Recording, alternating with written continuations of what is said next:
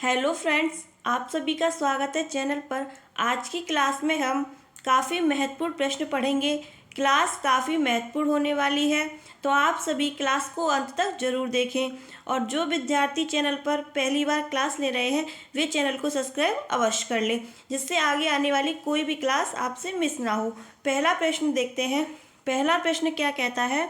निरंकुशवादी सिद्धांत किसे कहा जाता है? ऑप्शन ए बहुकारक सिद्धांत, ऑप्शन बी द्विकारक सिद्धांत, ऑप्शन सी एक कारक सिद्धांत या ऑप्शन डी नैतिक विकास सिद्धांत। ये प्रश्न काफ़ी महत्वपूर्ण है, तो पहले इसका सही आंसर देखते हैं। निरंकुशवादी सिद्धांत एक कारक सिद्धांत को कहा जाता है, तो इस प्रश्न का सही उत्तर हो जाएगा ऑप्शन सी। ठीक है। अब पूछता है कि एक कारक सिद्धांत के प्रतिपादक कौन है, द्विकारक सिद्धांत के प्रतिपादक कौन है और बहुकारक सिद्धांत के प्रतिपादक कौन है। ठीक है, ये तीनों में से कोई एक प्रश्न परीक्षा में पूछ लेता है या अक्सर पूछा ही जाता है। तो एक कारक सिद्धांत किसने दिया था? बिने ने। ठीक है, अल्फ्रेड बिने ने एक कारक सिद्धांत दिया था। ठीक है, और द्विकारक सिद्धांत किसने दिया था? स्पीयरमैन ने। याद रखिएगा, स्पीयरमैन ने द्विकारक सिद्धांत दिया था। और बहुकारक सिद्धांत किसने दिया था बताइए? बहुकारक सिद्धांत कहें या त्रिकारक सिद्धांत कहें, ठीक है, कंफ्यूज होने की जरूरत नहीं है। बहुकारक सिद्धांत लिखा हो या त्रिकारक सिद्धांत लिखा हो, तो बहुकारक सिद्धांत दिया है थॉर्नडाइक ने। ठीक है, किसने दिया है? थॉर्नडाइक ने। तो आपको याद हो जाएगा। एक कारक सिद्धांत दिया है अल्फ्रेड बिने ने, द्विकारक सिद्धांत दिया है स्पीयरमैन ने और बहुकारक सिद्धांत दिया है थॉर्नडाइक ने। ठीक है, और ये नैतिक विकास का सिद्धांत किसने दिया है इसको बताइए? ये दिया है कोहलवर्ग ने। ठीक है, एक प्रश्न में आपके 4 प्रश्न हो गए। ठीक है, नैतिक विकास का सिद्धांत दिया है कोहलवर्ग ने, एक कारक सिद्धांत दिया है बिने ने और द्विकारक सिद्धांत दिया है स्पीयरमैन ने, बहुकारक सिद्धांत दिया है थॉर्नडाइक ने। ठीक है, प्रश्न है, एक अध्यापक को शिक्षा मनोविज्ञान का अध्ययन करना चाहिए क्योंकि इससे वह दूसरों को प्रभावित कर सकता है, इससे शिक्षक को आत्मसंतुष्टि मिलती है, अपनी शिक्षण को अधिक प्रभावशाली बना सकता है, इससे वह परीक्षा में प्रथम आ सकता है। तो बताइए इसका राइट आंसर क्या हो जाएगा? तो इसका राइट आंसर हो जाएगा ऑप्शन सी, अपने शिक्षण को अधिक प्रभावशाली बना सकता है। एक अध्यापक शिक्षा मनोविज्ञान का अध्ययन करके अपने शिक्षण को और अधिक प्रभावशाली बना सकता है। तो इसका सही उत्तर हो जाएगा ऑप्शन सी। अगला प्रश्न देखते हैं। प्रश्न है, एक बालक जिसकी मानसिक आयु उसके कालानुक्रमिक आयु से कम है क्या कहलाता है? ऑप्शन ए प्रतिभाशाली बालक, ऑप्शन बी सामान्य बालक, ऑप्शन सी विशिष्ट बालक, ऑप्शन डी मंदित बालक। बताइए इसका राइट आंसर क्या हो जाएगा? ऑप्शन डी मंदित बालक। एक बालक जिसकी मानसिक आयु उसके कालानुक्रमिक आयु से कम है कहलाएगा मंदित बालक। ठीक है, option D is the right answer. Important प्रश्न है, क्लास में सभी प्रश्न महत्वपूर्ण लिए गए हैं। अगला प्रश्न देखते हैं। प्रश्न है, बालक विशिष्ट वस्तुओं के लिए नवीन शब्द प्राय निम्न विधि से सीखते हैं। ऑप्शन ए अनुबंधन प्रक्रिया, ऑप्शन बी अनुकरण, ऑप्शन सी अंतर्दृष्टि या ऑप्शन डी इनमें से कोई नहीं। तो इसका सही आंसर हो जाएगा ऑप्शन ए अनुबंधन प्रक्रिया। ठीक है, वेरी इंपॉर्टेंट प्रश्न है, ध्यान दीजिए क्लास पर। बालक विशिष्ट वस्तुओं के लिए नवीन शब्द प्राय निम्न विधि से सीखते हैं, तो इसका सही उत्तर हो जाएगा ऑप्शन ए अनुबंधन प्रक्रिया। ठीक है, अगला प्रश्न देखते हैं। निम्नलिखित में से सही कथन का चयन कीजिए। ऑप्शन ए, एक विद्वान को अपना विषय तैयार करने और कक्षा में जाने की आवश्यकता नहीं होती। ऑप्शन बी, अनुभवी अध्यापकों के लिए आवश्यक नहीं है कि वे कक्षा में जाने से पूर्व तैयारी करें। ऑप्शन सी, एक कुशल अध्यापक बिना तैयारी के कक्षा में काम कर सकता है। या ऑप्शन डी, अध्यापक के अनुभव या विचार किए बिना प्रत्येक अध्यापक को हर बार कक्षा में जाने से पूर्व तैयारी की आवश्यकता होती है। तो इसका सही उत्तर क्या हो जाएगा? ऑप्शन डी, अध्यापक को अनुभव या विचार किए बिना ही प्रत्येक अध्यापक को हर बार कक्षा में जाने से पूर्व तैयारी की आवश्यकता होती है। ठीक है, अगला प्रश्न। प्रतिभा संपन्न बालकों की नकारात्मक विशेषता है? ऑप्शन ए समस्या समाधान की क्षमता, ऑप्शन बी प्रतिस्पर्धा रखने की प्रवृत्ति, ऑप्शन सी कभी कभी अधीरता एवं ध्यान केंद्रीय न कर पाना, या ऑप्शन डी इनमें से कोई नहीं। प्रश्न देखिए क्या पूछ रहा है, प्रतिभा संपन्न बालकों की नकारात्मक विशेषता है या प्रतिभा संपन्न बालकों की ये विशेषता नहीं है। तो इसका सही आंसर हो जाएगा ऑप्शन सी कभी कभी अधीरता एवं ध्यान केंद्रित न कर पाना। ठीक है, अगला प्रश्न देखते हैं। निम्नलिखित कथन एवं उनके कारण पर विचार करें। आज की क्लास में क्वेश्चंस का लेवल हार्ड लिया गया है क्योंकि ऐसे प्रश्न परीक्षा में पूछे जाते हैं, तो आप सभी क्लास को ध्यान से देखें।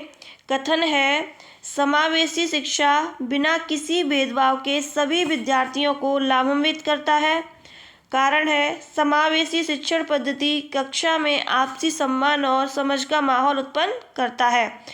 ऑप्शन ए कथन सही है किंतु कारण गलत है, ऑप्शन बी कारण सही है किंतु कथन गलत है, ऑप्शन सी कथन एवं कारण दोनों गलत है, या ऑप्शन डी कथन एवं कारण दोनों सही है।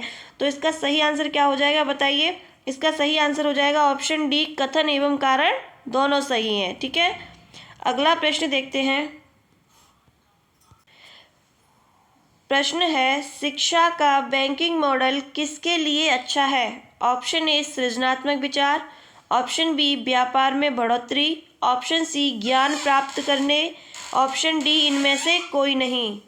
तो इसका सही आंसर हो जाएगा ऑप्शन सी ज्ञान प्राप्त करने। ठीक है, इम्पोर्टेंट प्रश्न है, क्लास में सभी प्रश्न इम्पोर्टेंट लिए गए हैं और जो परीक्षा में पहले पूछे जा चुके हैं, तो आप सभी क्लास को अंत तक जरूर देखें। अगला प्रश्न देखते हैं।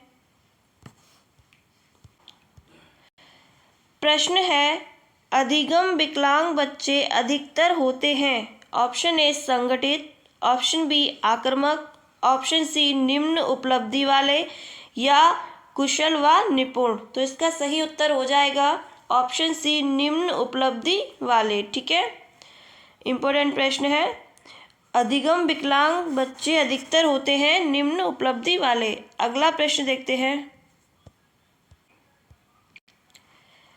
प्रश्न है, मनोविज्ञान शिक्षा का आधारभूत विज्ञान है, ये कथन किसका है?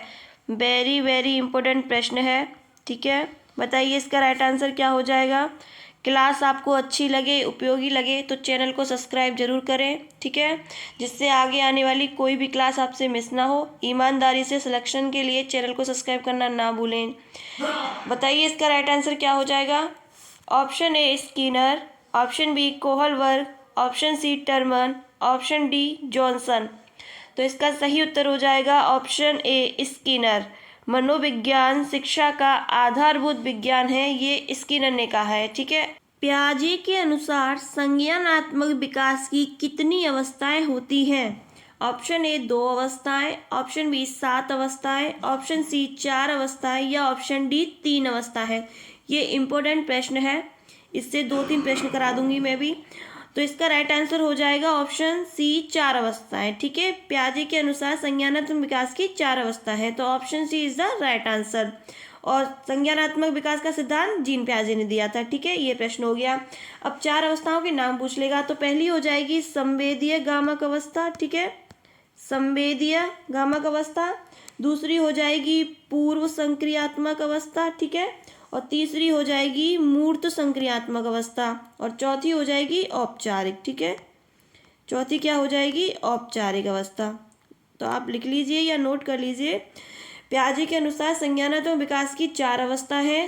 पहली है संवेदीय पेशी अवस्था, जो जन्म से 2 वर्ष मानी जाती है। एक है पूर्व संक्रियात्मक अवस्था, वह 2 से 7 वर्ष मानी जाती है। और मूर्त संक्रियात्मक अवस्था 7 से 12 वर्ष। औपचारिक संक्रियात्मक अवस्था 12 से 22 अवस्था तक। ठीक है, क्लियर हो गया। अगला प्रश्न देखते हैं। डिसलेक्सिया मुख्य रूप से किससे संबंधित है? वेरी वेरी इंपॉर्टेंट प्रश्न है ये, यूपी टेट और सी टेट की परीक्षा में पूछा जाता है। बताइए इसका राइट आंसर क्या हो जाएगा। ऑप्शन ए नृत्य, ऑप्शन बी लेखन, ऑप्शन सी पठन, या ऑप्शन डी आयु। तो जो विद्यार्थी चैनल पर नए हैं, डिसलेक्सिया इस टॉपिक से संबंधित मैंने एक क्लास चैनल पर बना दी है, तो आप सभी उस क्लास को देख लें। उस क्लास में सारे टॉपिक क्लियर कर दिए गए हैं। ठीक है, तो इसका राइट आंसर हो जाएगा ऑप्शन सी, पठन। ठीक है, डिसलेक्सिया मुख्य रूप से किससे संबंधित है? पठन से। तो इसका सही उत्तर हो जाएगा ऑप्शन सी, पठन। अगला प्रश्न देखते हैं। मनोविज्ञान शब्द की उत्पत्ति किस भाषा से हुई है? Option A Sanskrit, option B Greek, option C French या ऑप्शन डी फारसी। तो इसका सही आंसर हो जाएगा ऑप्शन बी, ग्रीक। ठीक है, मनोविज्ञान शब्द की उत्पत्ति पूछ लेता है तो किस भाषा से हुई है, तो आपका आंसर हो जाएगा option B, Greek. Greek is the right answer. Important प्रश्न है। अगला प्रश्न देखते हैं। विद्यार्थियों में नैतिक मूल्यों का विकास महत्वपूर्ण होता है। आप इस विकास के लिए क्या करना चाहेंगे? देखिए, आप भावी शिक्षक बनने जा रहे हैं, तो इसका आंसर बताइए। ऑप्शन ए नैतिक मूल्यों से संबंधित कार्यों द्वारा उत्साहवर्धन, ऑप्शन बी व्यायाम का आयोजन, ऑप्शन सी नैतिक मूल्यों पर आधारित कहानियों का प्रदर्शन या ऑप्शन डी स्वयं को आदर्श के रूप में प्रस्तुत करना।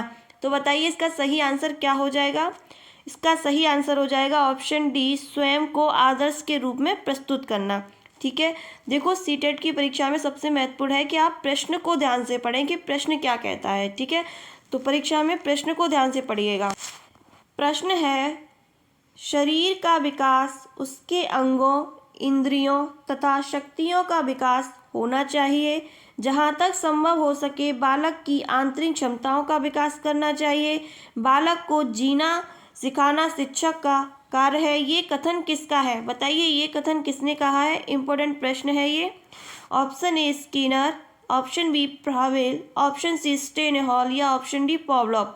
तो इसका सही आंसर हो जाएगा ऑप्शन बी, फ्रॉवेल ने। फ्रॉवेल कहते हैं कि शरीर का विकास उसके अंगों, इंद्रियों तथा शक्तियों का विकास होना चाहिए। जहाँ तक संभव हो सके बालक की आंतरिक क्षमताओं का विकास करना चाहिए। बालक को जीना सिखाना शिक्षक का कार्य है। ये कथन किसका है? तो ये कथन है फ्रॉवेल का। ठीक है, याद रखिएगा, ये कथन किसका है? फ्रॉवेल का। अगला प्रश्न देखते हैं। इसका अंतिम प्रश्न था। आपको क्लास कैसी लगी कमेंट में ज़रूर बताएं और क्लास को ज़्यादा से ज़्यादा शेयर ज़रूर करें, जिससे क्लास सभी बच्चों तक पहुंच सके और सभी बच्चे क्लास को पढ़ सकें। ठीक है, और जो बच्चे चैनल पर नए हैं वे चैनल को सब्सक्राइब अवश्य कर लें, जिससे आगे आने वाली कोई भी क्लास बच्चों से मिस ना हो। ठीक है।